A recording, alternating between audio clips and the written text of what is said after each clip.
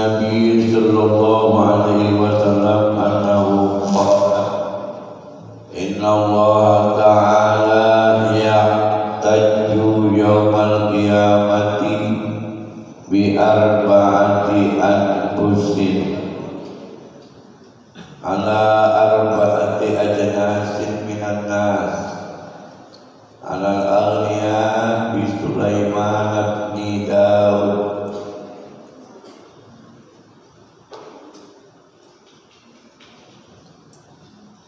alal abidi bi Yusuf alal marda bi Ayyub alal fuqara bi Isa wallahu a'lam bi muradi.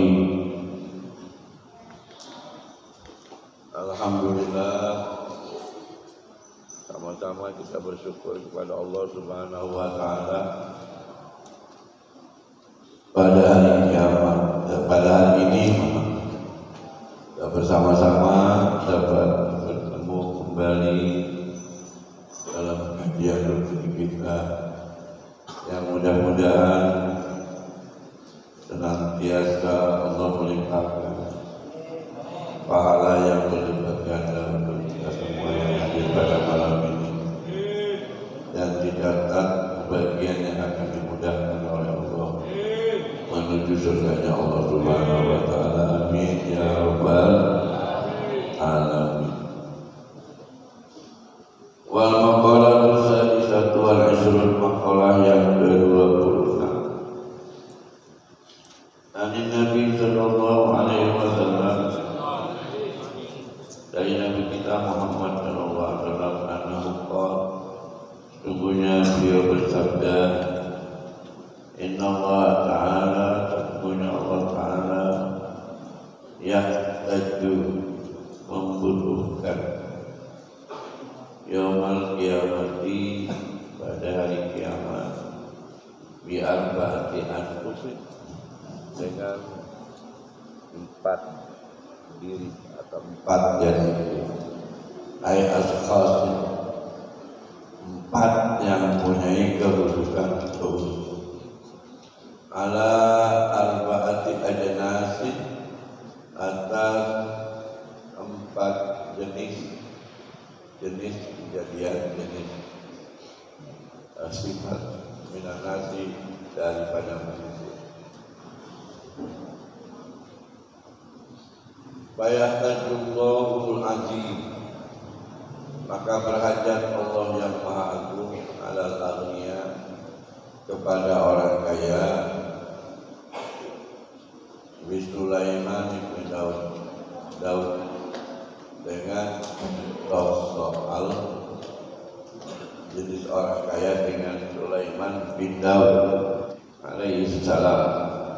Karena yaqulu lahum, sesungguhnya telah berkata kepada mereka, lam taraktum, yaqulullah maksudnya ya, berkata Allah kepada mereka, lam taraktumul ibadati, lam taraktumul ibadatu, tidak akan aku tinggalkan seorang hamba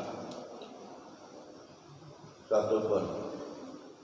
Fa'in qalu, jika mereka mengatakan, nahnu masbuluna bi amwal, saya sudah melaksanakan sesuatu dengan harta saya, wabil mamlakah, dan dengan kekuasaan saya.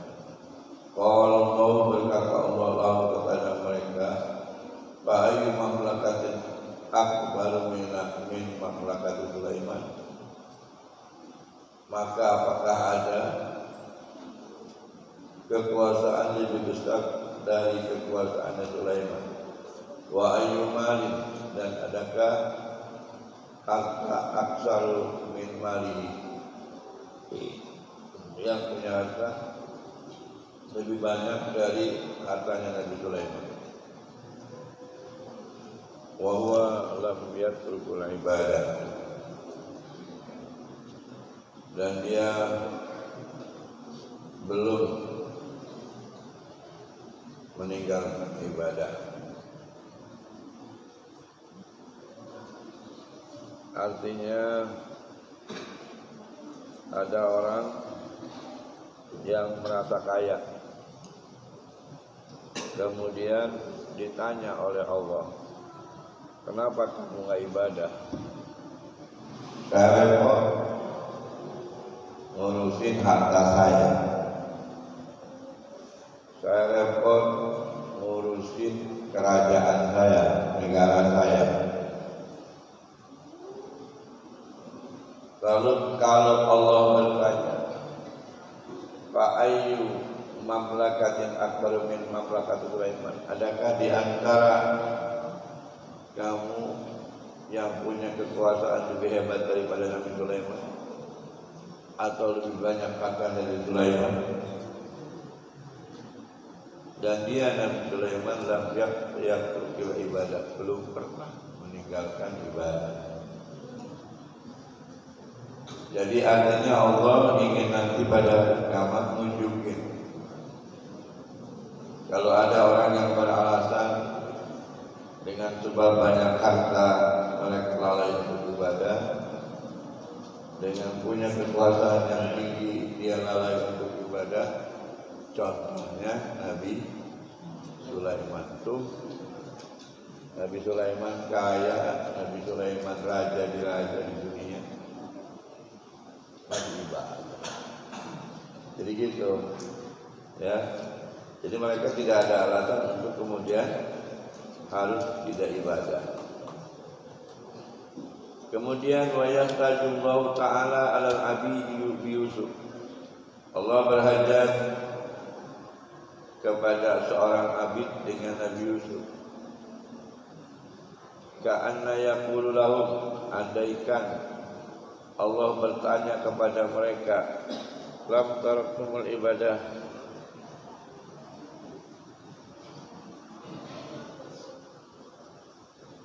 belum tinggalkan kalian itu ibadah.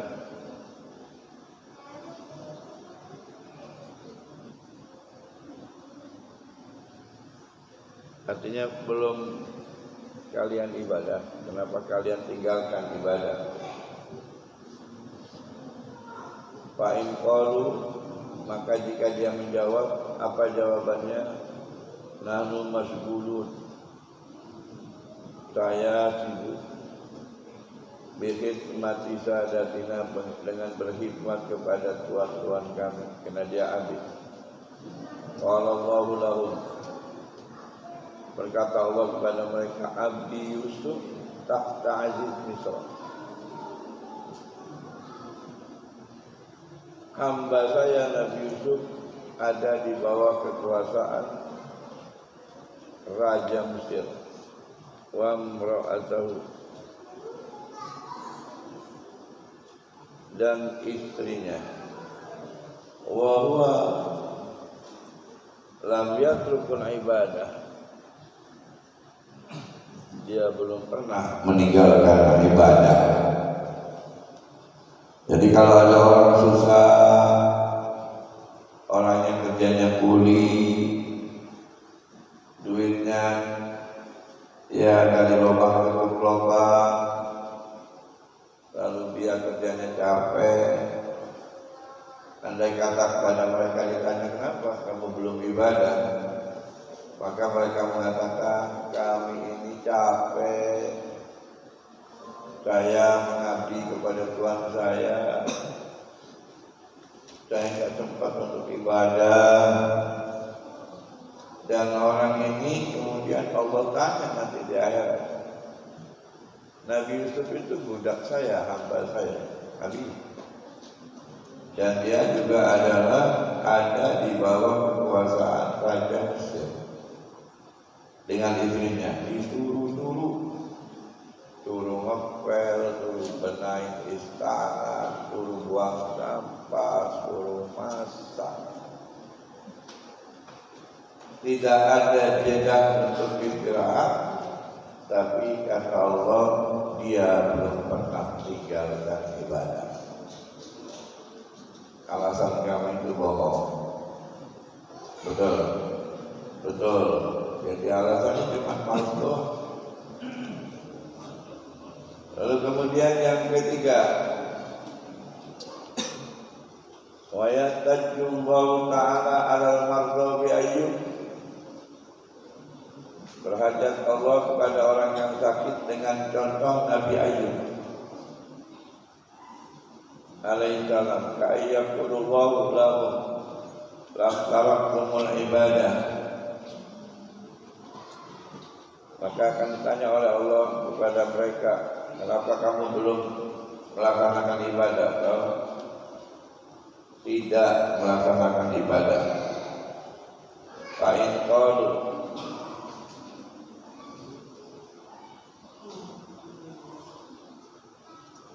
maka jika menjawab mereka nahnu mardo,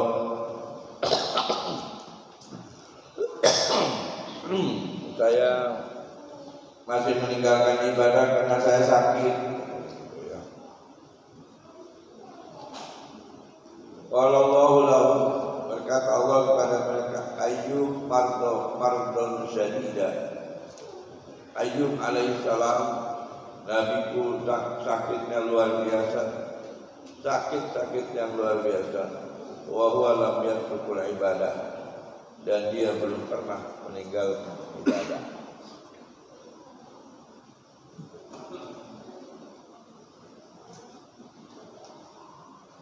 Lam taraktumul ibadah itu maksudnya, kenapa kamu tinggalkan ibadah? Kalian tinggalkan ibadah. Kemudian wa yahtajullahu ta'ala, dan berhadap Allah subhanahu wa ta'ala 'alal fuqara bi'isa, kepada orang yang fakir dengan contoh soal Nabi Isa. Ka'ayyaqulullahu lahum, ka'an yaqulullahu lahum lam taraktumul ibadah. Katanya ditanya kepada mereka oleh Allah, atau berkata Allah kepada mereka, lam taraktumul ibadah, kamu belum melaksanakan ibadah. Atau kenapa lima taraktumul ibadah, kenapa kamu tinggalkan ibadah? Jadi lima tadi kalimatnya lima. Lima taraktumul ibadah, kenapa kamu meninggalkan ibadah? Fa'in qalu, maka sesungguhnya jika mereka menjawab, nahnu mas'ulun, saya capek, bimasaqatil fuqara, merasakan sakitnya atau payahnya fakir. Qallallahu lahum, berkata Allah kepada mereka, Abdi Isa, hambaku Isa, aqallu min man fil ardi, lebih fakir dari siapa aja yang di muka bumi. Wa huwa lam yamliku syai'an, dia tidak punya apa-apa, suatu cuma punya baju yang nempel di badan. Minat dunia falaysa lahu, maka tidak ada falaysa lahu, tidak ada baginya baitan rumah. Wa malun, baitan rumah, wa malun wala malun, dan tidak punya harta, wala zawjatun, dan tidak punya istri. Wa huwa lam yatrukul ibadah, dan mereka tidak meninggalkan ibadah. Lima tadi yang pertanyaannya. Lima taraktumul ibadah, kenapa kamu tinggalkan ibadah? Bukanlah lima taraktumul ibadah. Maaf, ini pertanyaannya. Kenapa lima itu kenapa? Hadirin kaum muslimin jamaah Jamiah Madrasah Al Qausiyah, hadirat kaum muslimat, para laskia, adakumullah, amin. Di zaman maju ini ada persaingan yang tidak sehat dalam kaitannya dengan urusan dunia, sehingga kesannya para manusia ini lalai untuk mengurus urusannya di dalam kehidupan ini untuk akhiratnya. Apa yang dibicarakan selalu berbicara tentang dunia.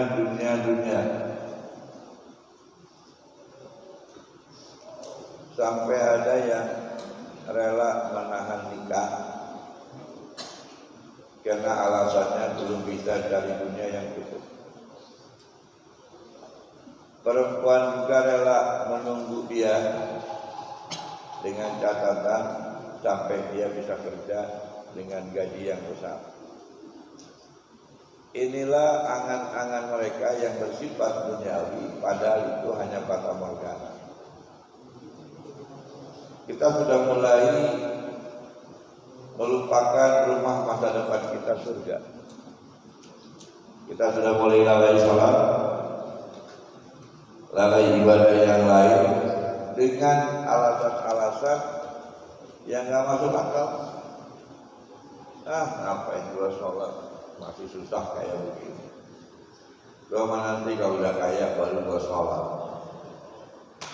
Nauzubillah min dzalik.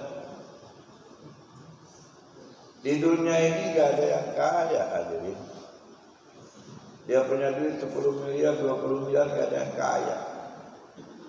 Itu di Tuban, Jawa Timur dapat kusuran pada beli mobil 300 mobil mewah. Yang dapat tanah, ada yang dapat rumah, yang dapat duit 6 miliar, 10 miliar, 15 miliar. Dibeli mobil sampai 300 mobil. Itu kekayaan dibilang itu. Mobil paling kuat lamanya 5 tahun sudah mulai rusak, sudah mulai butuh konvertir yang baru. Ini mobil saya sudah mulai jadi korban karena sering dipakai. Radiatornya jebol, begitu dimasukin ke bengkel, udah jadi aja dulu paksa 2 jutaan. Subhanallah. Itu kekayaan dunia yang dicari oleh Masya Allah. Sebetulnya kalau kita cari dunia nggak ada apa-apa. Orang tuh nggak ada apa-apa. Saya mencoba mengadakan testimoni kepada perempuan-perempuan dulu. Dan saya nanyanya begini. Saya dalam keadaan begini. Kalau saya kaya, kamu mau nggak kawin? Jawabnya mau, nggak apa-apa lah. Biar orang kaya dapat, biar kaya juga yang menikah. Tapi kemudian saya tanya di balik, saya cacat, saya bukan orang kaya. Kamu mau? Enggak, kan dulu emang nggak ada lagi laki-laki yang lain. Ini ada segelintir perempuan yang seperti itu. Mencari seperti itu gak gampang. Kalau memang saya mau, walaupun kamu kerja, saya mau walaupun kamu gak punya kerjaan, saya mau.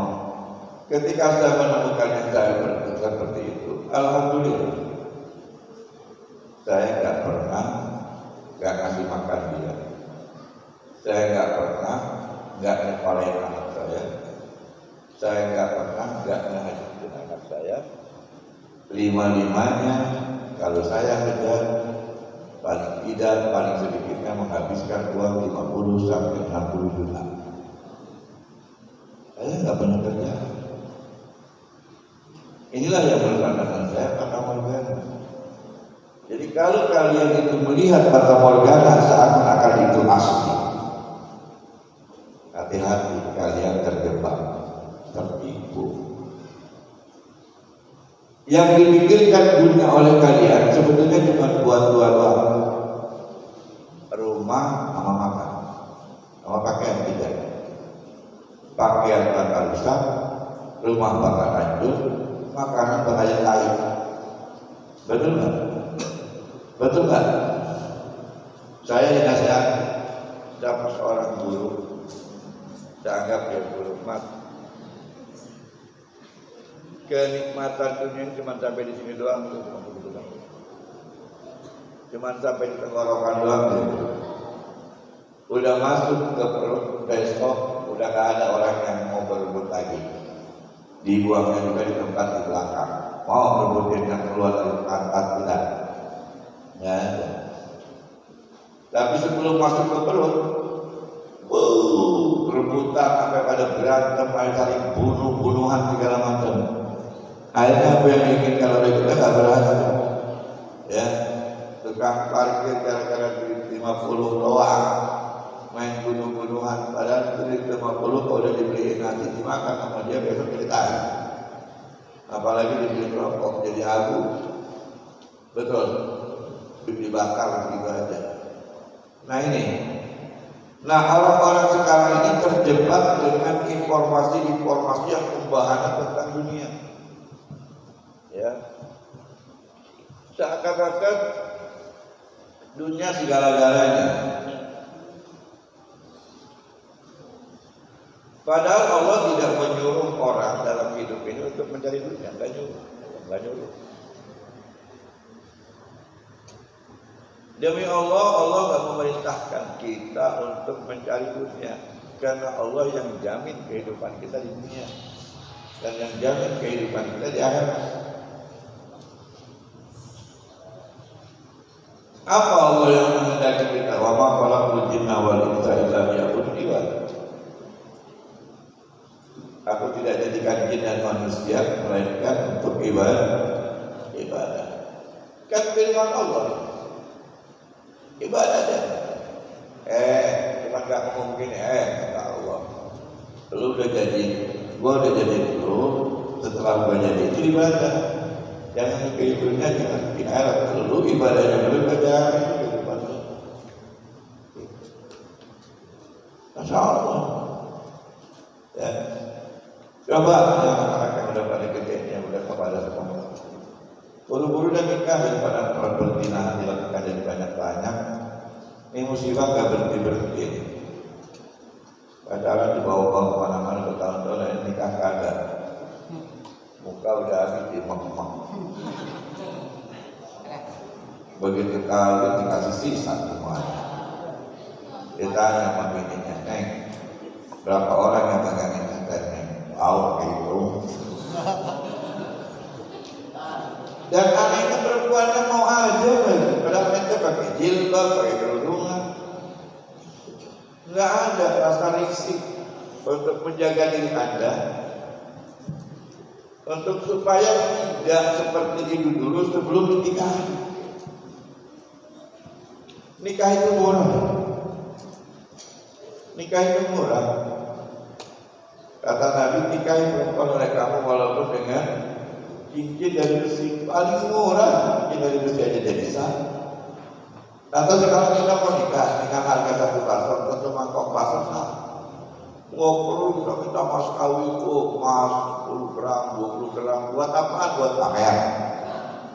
Halo, kalau udah mati diambil nama siapa tuh emasnya? Emang dipegangin nama dia aja? Jangan kan udah mati, belum mati aja kalau udah susah dijual nggak apalaginya. Nah yang jual aja ya mas kawinnya. Kita kalau nggak jual mas kawin nggak makan. Bego perempuan kalau minta mas kawin mahal-mahal, betul nggak? Betul nggak? Berarti dia lebih jelek daripada pelacur, karena mau nikah dia jual diri dulu dengan harga emas 100 gram, harga emas 50 gram. Harga buaya yang 25 juta, akhirnya gara-gara mikirin buaya gak jadi nikah. Gimana coba? Betul nggak? Betul nggak? Cuma 5.000 cukup nikah. Saya nikahin anak santri, mas kawinnya berapa duit? 5.000 aja. Lu punya duit itu berapa duit? Sekian juta. Jangan dipakai mas kawin. Itu buat bawaan lo aja. Mas kawin itu 5.000 aja. Itu penghulu nanyain, naik. Bimku cuma 5.000 dia. Saya nyuruh ini anak saya, anak santri saya nikahin. Begitu di bawah 5.000 dia kan selesai itu. Neng, sini neng. Dia 5.000 beliin mangkok bakso. Kamu itu doyan bakso nggak doyan? Kalau nggak doyan beliin mie. Makan sama ente, jangan dikasih suami ente. Udah masuk perut udah jadi tai, sah ente nikah gitu. Tuh. Dan Allah jamin in kana faqirun yughnihimullahu min fadli. Hei, jika kamu fakir, kamu akan dikasih kaya kaya dengan sebab keutamaan nikah. Subhanallah. Saya biasa-biasa, kita dulu sampai sekarang begini-begini aja. Pegawai negeri bukan, pegawai tukang, tapi penghasilan saya lebih banyak dari pegawai negeri golongan A. Mau ngapain dulu gitu? Jangan tanya dari mana datangnya. Ayo, tiap hari sekarang belanjain anak sapi 250.000 per hari. Sebulan aja udah terlanjur 7 juta setengah, betul. Buat belanja di rumah 100.000 kapal berat. Udah berapa? 3 juta, 10 juta setengah. Gaji siapa yang 10 juta setengah? Ayo. Halo? Saya nggak kerja. Saya nggak nyengkel. Siapa yang jamin saya? Allah. Betul nggak? Betul nggak? Makanya oleh karena itu saya pede. Ketika saya dekat dengan Allah, saya pede. Ya Allah, jangan sampaikan corona kepada saya.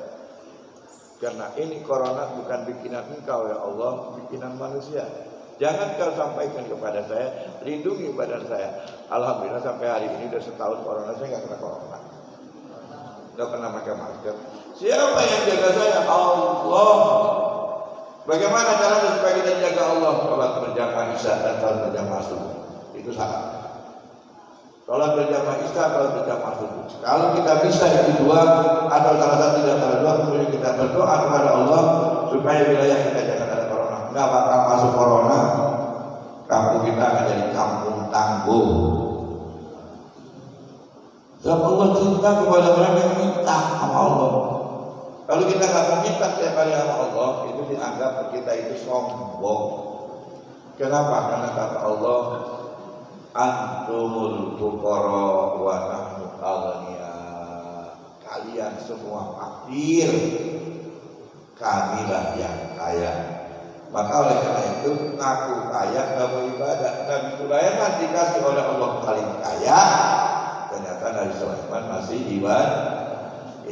Nabi Yusuf dijadikan hamba budak di bawah tekanan Raja Mesir, masih ibadah.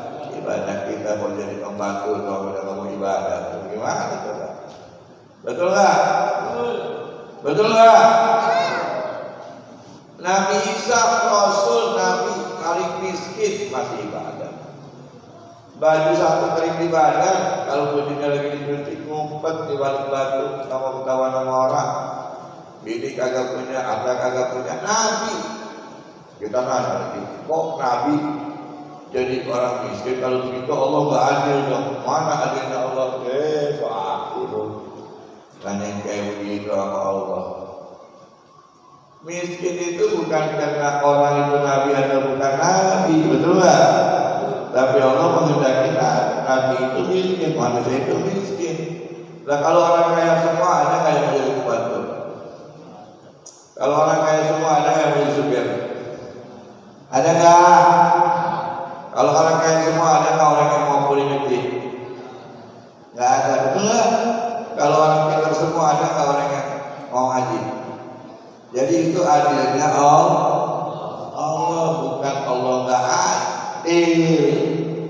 Dan hebatnya Allah, dunia ini tempat ujian. Kalau kita terimanya sabar dengan ujian yang berat di dunia, akan mempermudah kita masuk surga di akhirat.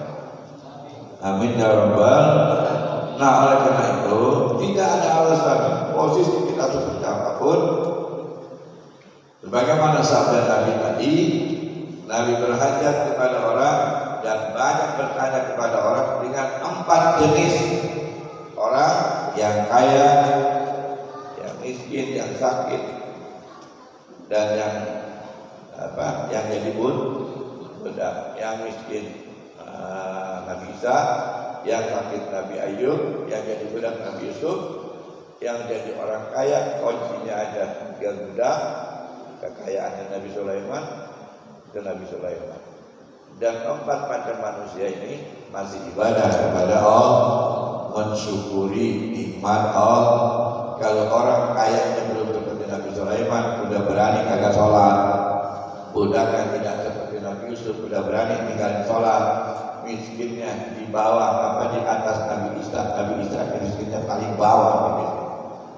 Paling miskin di antara manusia di dunia, masih gak mau ibadah, gak mau sholat. Hati-hati, satu waktu sholat 500 tahun disiksa di neraka, dan hitungan satu hari di akhirat sama dengan 1000 tahun di dunia. Itu di mana orang yang tinggalin sholat itu ditempatkannya? Di neraka sakor. Apa kata Allah Al-Quran? Masalahkakum fi sakor. Apa yang menyebabkan kamu masuk ke neraka sakor? Dia bilang lam nakum minal musallin. Saya ini adalah kelompok orang yang selalu ninggalin salat, lam nakum imil masakin, dan orang-orang yang selalu tidak peduli dengan orang-orang miskin. Nauzubillah, na'udzubillah ini. Mudah-mudahan kita terhindar dari siksaan yang demikian berat itu, dan kita siap dengan kondisi apapun untuk senantiasa ta'abbud kepada Allah Subhanahu wa taala, berakhlak dengan kata Nabi kita Muhammad sallallahu alaihi wasallam, wa ja'alna mimman yushabbihu bi ridha